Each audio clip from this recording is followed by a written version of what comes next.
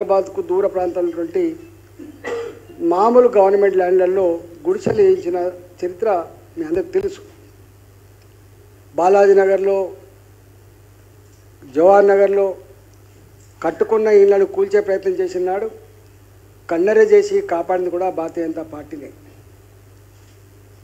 ఇవాళ పేదలకు జాగలిప్పించిన పార్టీగా, పేదలకు ఇళ్ళు కట్టించిన పార్టీగా, వాజ్పేయి గారు ప్రధానమంత్రిగా ఉన్న కాలంలో అనేక వేల మందికి హైదరాబాద్ పట్టణంలో ఇల్లు కట్టించిన పార్టీగా,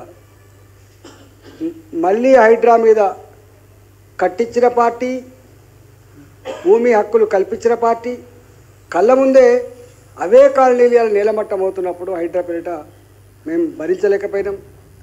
మేము మా పార్టీ ఈ హైదరాబాద్లకు ఎట్లా అండగా ఉందో మీరు చూసిండ్రు. దాంట్లో ఎంత ఒత్తిడికి లోనైందో 3 నెలల కాలం పాటు నేను సాక్షిని. ఆ తదుపరి వెంటనే మళ్ళీ మూసి ప్రక్షాళన పేటకు తీసుకొచ్చారు. మూసికి చాలామందికి తెలియని విషయం ఏంటంటే, ఏదో మూసిలో పారే మురికి నీళ్ళు మాత్రమే పోతాయట అని చెప్పి చర్చ జరిగింది. కానీ తప్పది. మూసీ నది ప్రక్షాళన జరగాలంటే మూసికి అటువైపు ఇటువైపు 300 మీటర్లు, అంటే 1000 ఫీట్లు అటు 1000 ఫీట్ ఇటు ఇళ్ళన్నీ కూలగొట్టి ఆ భూములు కూడా గుంజుకొని మల్టీ నేషనల్ కంపెనీలకు కట్టబెట్టి మల్టీప్లెక్స్ కట్టాల్సిన అక్కడ లేకుండా వాస్తవంగా ప్రజల్ని తప్పుదోవ పట్టించి మళ్ళీ మూసి అటుపక్కకి ఇటుపక్క ఉండే ఇల్లు కూల్చే సందర్భంలో అప్పుడు కూడా నేను భారతీయ జనతా పార్టీ బాధ్యత కలిగిన పార్లమెంట్ సభ్యుడిగా, మా పార్టీగా వాళ్ళకు కూడా అండగా ఉన్నాం. మేము కొన్ని వందల దరఖాస్తులు రోజు వస్తున్నాయి మాకు. మా ప్లాట్లు గుంజుకుంటున్నారు, మా ఇల్లు కూలగొడుతున్నారు, మా మీద దౌర్జన్యం చేస్తున్నారని చెప్పి ఆ దరఖాస్తులు వచ్చినప్పుడు నేను స్వయంగా నాకు తెలిసిన నా మల్కాయిరి కలెక్టర్కి ప్రతి నిత్యం ఫోన్ చేసేది.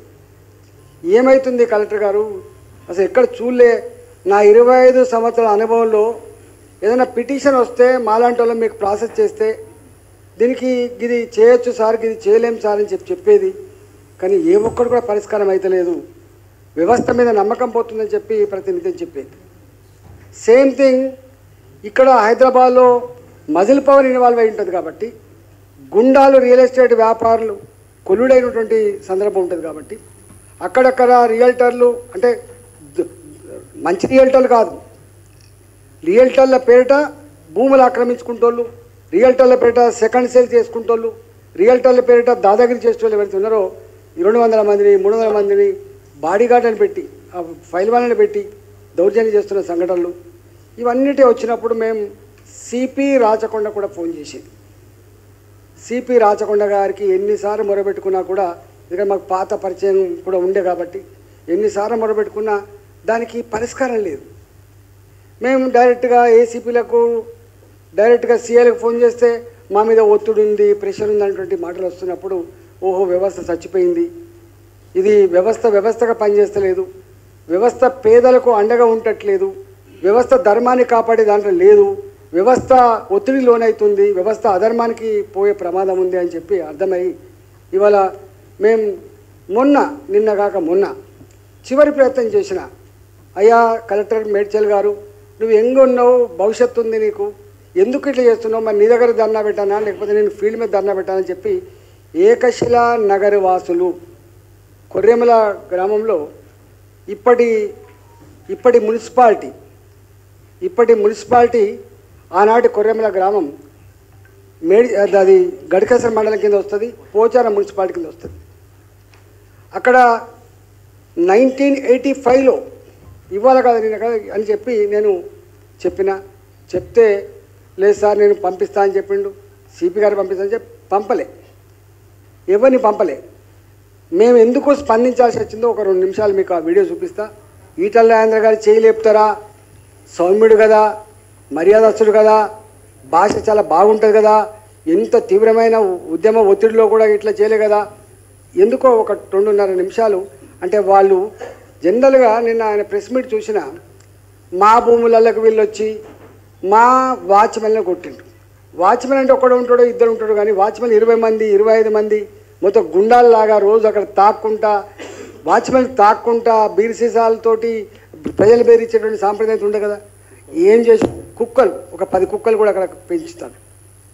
అక్కడ చూస్తే ఎంత భయానకమైన వాతావరణం ఉందంటే 20-25 మంది గుండాలు రోజు నిత్యం తాగుడు, చికెన్ మటన్తో తినుడు, అక్కడున్న మహిళల్ని అసభ్యంగా తిట్టుడు, బెదిరించుడు, మీరు ఇక్కడ పోకపోతే చంపేస్తామని చెప్పుడు, ఈనకపోతే రాత్రిపూట కుక్కలను వదిలిపెట్టుడు, ఇవన్నీ అక్కడ సర్వసాధారణంగా ఉన్నది.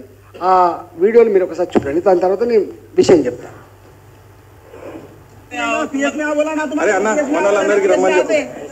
వస్తున్నారా? అందరికీ రమ్మని చెప్పు. ఎవరికి రావాలని చెప్పాలి? ప్లాట్ ఓనర్స్ వస్తారు, మేమే ఓనర్స్ అందరం కలిసి సార్తోనే వస్తాం, మేమే वस्ताम। आपको जॉब पे रखे हुआ है, काम रखाने कौन रखे हुआ है, कितनी तनख्वाह दे रहा है, कितने तनख्वाह दे रहा है आपको?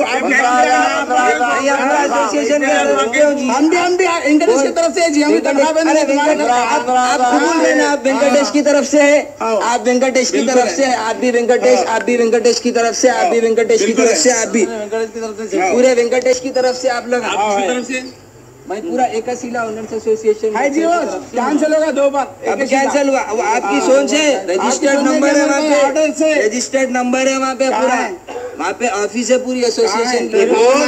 दिखाने का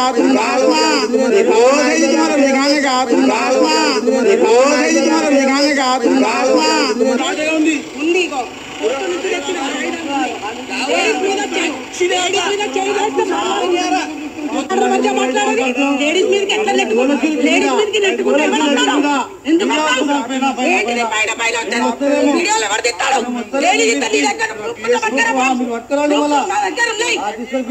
హైకోర్టు నుంచి వచ్చింది,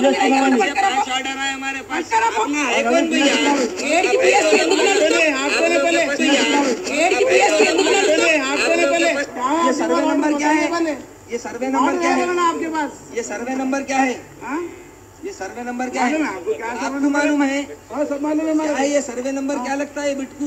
आप जो जगह में ठहरे हुए हैं ना, आप जिसको ओनर बोल रहे, उसको ये सर्वे नंबर में आने की परमिशन नहीं है हाईकोर्ट से। बताओ ना कहाँ है परमिशन? इधर आओ, इधर ले लेके आओ, तुम्हारा ऑर्डर क्या ले लेके आओ? ऑर्डर है वो।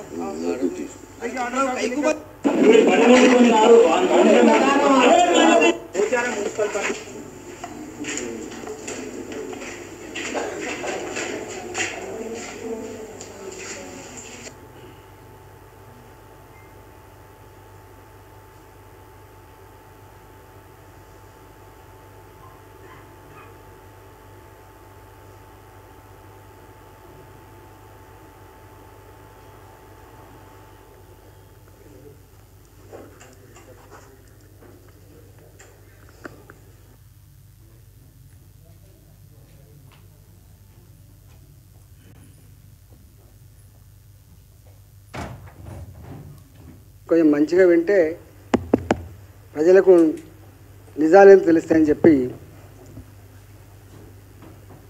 ఇది కొర్రెమల గ్రామం, సర్వే నంబర్ 739-749,